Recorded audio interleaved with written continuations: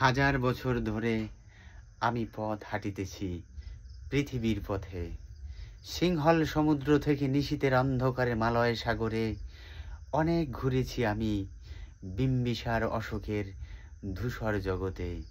সেখানে ছিলাম আমি আরো দূর অন্ধকারে বিদর্ভ নগরে। আমি ক্লান্ত প্রাণ এক, চারিদিকে জীবনের সমুদ্র সফেন। আমারে দুদণ্ড শান্তি দিয়েছিল নাটোরের বনলতা সেন। চুল তার কবেকার, অন্ধকার বিদিশার নিশা, মুখ তার শ্রাবস্তির কারুকার্য। অতিদূর সমুদ্রের পর হাল ভেঙে যে নাবিক হারায়েছে দিশা। সবুজ ঘাসের দেশ যখন সে চোখে দেখে দারচিনি দ্বীপের ভিতর, তেমনি দেখেছি তারে অন্ধকারে। বলেছে সে এতদিন কোথায় ছিলেন, পাখির নীড়ের মতো চোখ তুলে নাটোরের বনলতা সেন।